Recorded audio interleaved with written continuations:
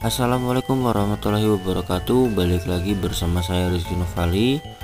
Untuk di video kali ini saya akan membahas mengenai sumber, bukti, dan fakta sejarah. Oke, kita bahas yang pertama, yaitu sumber sejarah.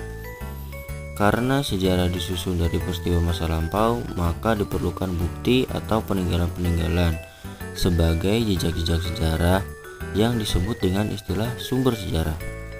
Nah, dari macam-macamnya sumber sejarah ada beberapa.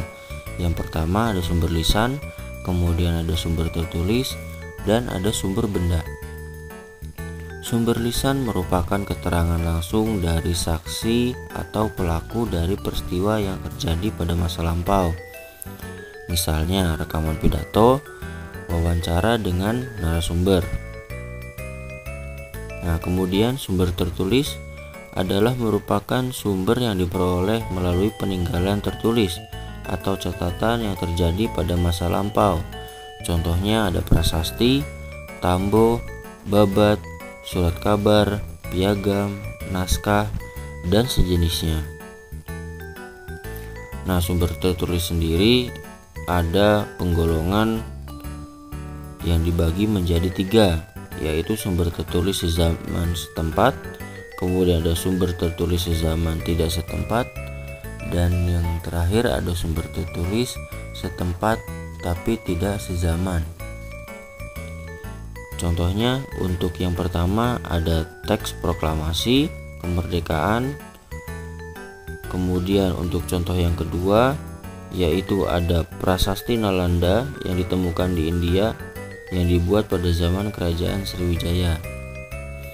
Nah, kemudian untuk contoh yang ketiga yaitu ada kitab Negara Kertagama yang dibuat di tempat yang sama yaitu Majapahit, tetapi dibuat pada zaman yang berbeda-beda untuk rajanya ya. Jadi tidak hanya satu raja. Oke, yang terakhir ada sumber benda, yaitu merupakan sumber sejarah yang berupa benda-benda peninggalan kebudayaan atau artefak. Misalnya candi, menhir, kapak corong, gerabah, perhiasan, dan sejenisnya.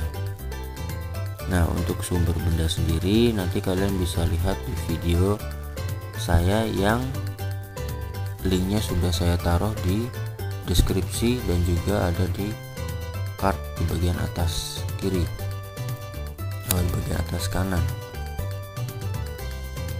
Oke, untuk selanjutnya sumber sejarah memiliki tingkat keaslian dan kebenaran yang berbeda, yaitu sumber sejarah digolongkan ke dalam 3 bagian. Yang pertama adalah sumber primer atau sumber pertama, kemudian ada sumber sekunder, sumber kedua, dan juga yang terakhir sumber tersier atau sumber ketiga. Sumber primer sendiri merupakan sumber-sumber atau bukti-bukti yang ditinggalkan dari peristiwa yang terjadi. Sumber primer dianggap sebagai sumber yang paling kuat dan akurat. Contohnya kesaksian pelaku dari saksi sejarah, kemudian prasasti, piagam, candi, dan lain-lain.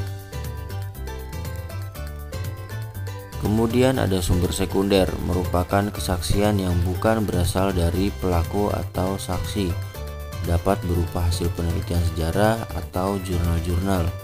Contohnya buku dari hasil disertasi Sartono Kartodiro yang berjudul Pemberontakan Petani Banten. Yang terakhir sumber tersier berupa buku-buku yang berkaitan dengan sejarah yang ditulis tanpa penelitian terhadap sumber primer. Selanjutnya ada bukti dan fakta sejarah. Bukti adalah hal-hal yang memperkuat kenyataan bahwa sebuah peristiwa benar-benar telah terjadi. Sedangkan fakta adalah sesuatu yang benar-benar ada atau terjadi. Nah, dari bukti-bukti yang berhasil dikumpulkan, maka dapat disimpulkan tentang fakta-fakta sejarah yang berupa fragmen-fragmen atau penggalan-penggalan peristiwa yang benar-benar telah terjadi. Dalam proses rekonstruksi sejarah, maka fakta-fakta sejarah yang berhubungan akan disusun secara kronologis menjadi sebuah kisah sejarah. Untuk dapat dikategorikan sebagai bukti-bukti sejarah, maka data-data yang berhasil dikumpulkan di lapangan harus diseleksi terlebih dahulu secara teliti dan hati-hati dengan menggunakan langkah kritik sumber. Bukti dan fakta sejarah dapat diketahui dari sumber asalnya, yaitu bukti dan fakta dari sumber primer dan bukti dan fakta dari sumber sekunder. Yang primer sendiri berupa keterangan dari pelaku atau saksi sejarah. Namun terkadang sumber ini lemah karena ada unsur subjektif.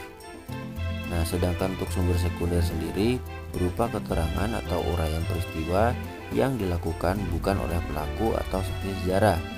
Unsur kebenarannya semakin berkurang karena uraian peristiwa didasarkan pada penafsiran penulis dari sumber-sumber yang didapat.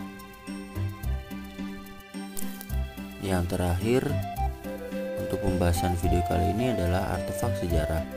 Artefak merupakan peralatan atau alat-alat kebudayaan, jadi benda yang dibuat manusia. Perkembangan alat-alat kebudayaan manusia dapat dilihat dari perkembangan hasil kebudayaannya.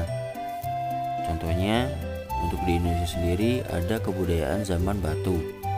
Nah, kebudayaan zaman batu itu dibagi menjadi beberapa kebudayaan, yaitu dibagi menjadi 4 kebudayaan. Yang pertama ada kebudayaan Paleolitikum, kemudian Mesolitikum, Neolitikum, dan yang terakhir ada Megalitikum. Nah, contoh-contohnya untuk masing-masing kebudayaan lebih lengkapnya bisa disaksikan di video saya soal pembahasan manusia praaksara.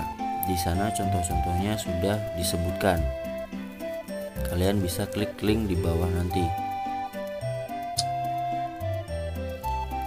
Oke, untuk pembahasan di video kali ini cukup sampai di sini. Nanti kita lanjutkan di video-video lainnya. Jangan lupa untuk dikerjakan soalnya, dan jangan lupa untuk di subscribe yang belum, share juga ke teman-teman kalian. Saya pamit undur diri dulu. Assalamualaikum warahmatullahi wabarakatuh.